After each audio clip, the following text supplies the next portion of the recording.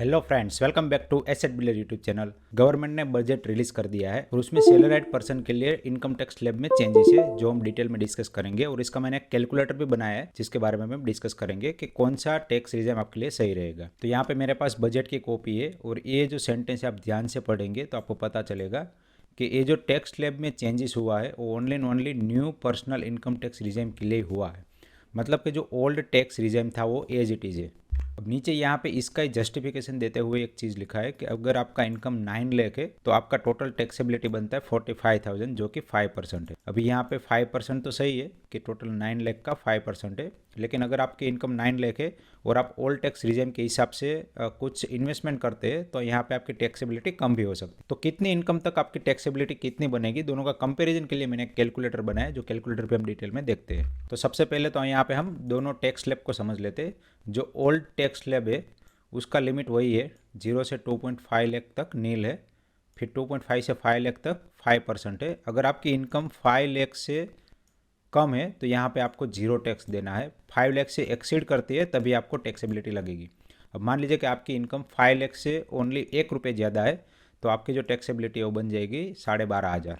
ठीक है। अब 5 लाख से जस्ट नीचे है तो आपकी टैक्सेबिलिटी जीरो है। 5 लाख से जितना एक्सीड करेंगे उसके ऊपर आपका 20% टैक्स लगेगा। फिर 10 लाख से जितना ऊपर एक्सीड करेंगे उसके ऊपर 30% टैक्स लगेगा। और जो न्यू टैक्स रिजम है वो यहाँ पे पहले 2.5 लाख से चालू होता था, 2.5 से 5 लाख, 5 लाख से 7.5, इस तरह से। तो यहाँ पे अभी जो टोटल नंबर ऑफ स्लैब है वो 5 कर दिया, 1 2 3 4 एंड 5। और यहाँ पे ये जो टैक्सेबिलिटी है उसकी लिमिट भी चेंज कर दिए। तो यहाँ पे पहले 5%, 10%, 7.5% इस तरह से था, तो अभी ये 5%, 10%, 15%, 20%, 30% इस तरह से कर दिया। तो अगर आपकी इनकम अप टू 7 लाख है तब तक आपको कोई भी टैक्स नहीं देना है अगर आप ए टैक्स रिजम सिलेक्ट करते हैं।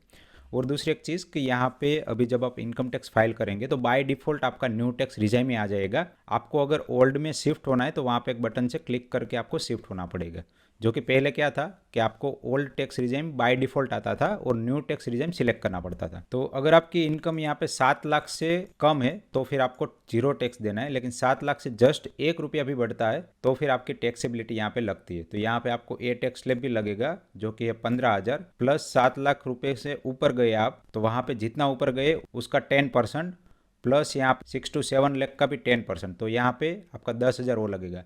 तो मान लीजिए कि आपका इनकम है 7 लाख 1 रुपया है तो फिर आपकी टैक्सेबिलिटी यहाँ पे बन जाती है 25,000 रुपये। ठीक है। अब 7 लाख से जितना ऊपर जाएंगे उतनी आपकी टैक्सेबिलिटी बनती जाएगी। और अगर आपकी इनकम 9 लाख है तो 9 लाख पे आपका जो टैक्स बनेगा न्यू टैक्स रिजम के हिसाब से वो बनेगा 45,000।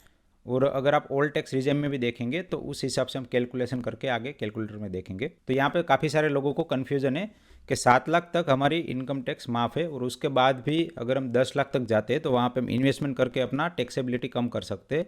लेकिन जो न्यू टैक्स रिजम है उसमें ऐसा कोई भी प्रोविज़न नहीं है कि आप कोई भी डिडक्शन दिखा सके। तो यहाँ पे ये सिंपल टैक्स रिजम है और यहाँ पे कोई भी डिडक्शन और कोई भी चीज़ आप क्लेम नहीं कर सकते। ये जो डिडक्शन वाला प्रोविज़न है वो only and only old tax regime में है, तो ये चीज़ को ध्यान रखिए। यहाँ पे मैंने गूगल में एक कैलकुलेटर बनाया जिससे आपको आसानी हो कंपेरिजन में।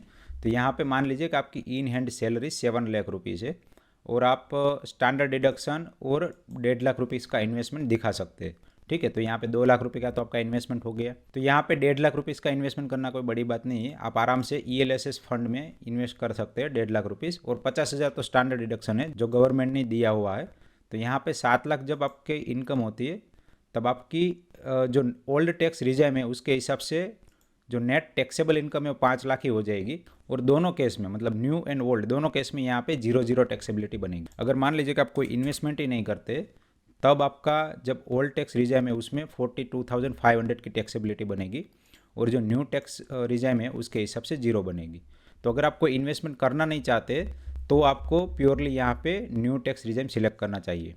मान लीजिए कि आपकी इनकम है वो 10 लाख है तो 10 लाख इनकम पे न्यू टैक्स रिजम के हिसाब से 60,000 रुपये का टैक्स लगेगा और ओल्ड टैक्स रिजम के हिसाब से यहाँ पे 1,02,500 का टैक्स लगेगा। लेकिन यहाँ पे आप आराम से 1.5 लाख रुपीज़ इन्वेस्ट करके अपनी टैक्सेबिलिटी कम कर सकते हैं। तो यहाँ पे मान लीजिए कि मैं 1.5 लाख रुपीज़ का इन्वेस्टमेंट कर देता हूँ ATC के अंडर में, तो यहाँ पे मेरी टैक्सेबिलिटी 42,500 बन जाएगी।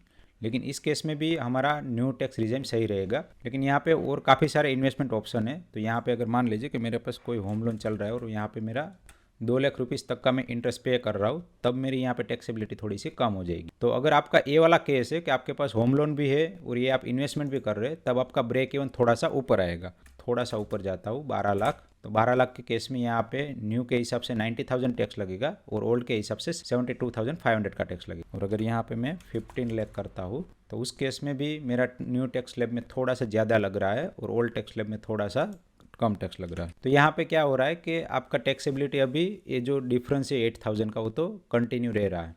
ठीक है, अगर आप होम लोन इंटरेस्ट भी पे करते हैं तो यहाँ पे क्लियरली हमें समझ में आता है कि अगर आपके पास एटीसी में इन्वेस्टमेंट करने के लिए और होम लोन चल रहा है और आपका 50,000 का स्टैंडर्ड डिडक्शन है, तब आपके लिए ओल्ड टैक्स रिजाइम ही सही रहेगा। ठीक है, अगर आपके पास होम लोन नहीं है तो फिर आपके लिए अदर ऑप्शन हो सकते हैं, या फिर कुछ लोगों का इंश्योरेंस चल रहा है तो यहाँ पे आप 25,000 तक इंश्योरेंस का प्रीमियम दिखा सकते हैं अपना प्लस अपने पेरेंट्स का। ठीक है, तो वो भी आप अगर दिखा रहे तो यहाँ पे 25 + 25 50,000 वो इन्वेस्टमेंट हो जाएगा, तब आपका ये जो ओल्ड टैक्स रिजाइम है उसमें ज़्यादा बेनिफिट होगा। तो यहाँ पे मैं फिर से एक बार 12 लाख के लिए कैलकुलेट करके दिखा देता हूँ।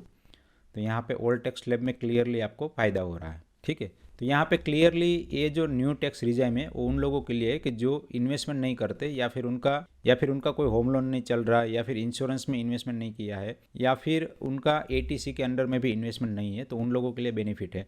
तो गवर्नमेंट ने पूरा यहाँ पे कैलकुलेट करके ही बहुत ही इंटरेस्टिंगली ये जो लिमिट है उसको चेंज किया है, ताकि ज़्यादा से ज़्यादा लोग न्यू टैक्स रिजाइम को सिलेक्ट करें और आने वाले सालों में प्योरली धीरे धीरे कन्वर्ट हो जाए न्यू टैक्स रिजाइम, ताकि ये जो ओल्ड टैक्स रिजाइम है उसको डिमोलिश करके निकाल दे। और ये जो कैलकुलेटर है उसका लिंक मैं नीचे डिस्क्रिप्शन में दे दूंगा, ताकि आप अपने टैक्स स्लैब और अपने इन्वेस्टमेंट के हिसाब से आप अपना कंपैरिजन कर सके। आशा करता हूँ कि बजट में ये जो टैक्स स्लैब चेंज करने की बातें की गई थी उसके रिगार्डिंग जो भी कंफ्यूजन चल रहा था वो पूरा क्लियर हो गया होगा और आपको एक क्लैरिटी आ गई होगी। अगर आपको ये टैक्स कैलकुलेटर वाला वीडियो अच्छा लगा है तो प्लीज़ ये वीडियो को आप अपने दोस्तों के साथ शेयर करिए, ताकि उनको भी अगर कन्फ्यूजन है तो ये टैक्स कैलकुलेशन वाला कन्फ्यूजन दूर हो जाए। आशा करता हूँ कि वीडियो आपको अच्छा लगा होगा। वीडियो अच्छा लगा तो प्लीज़ लाइक करिए और चैनल को सब्सक्राइब करिए।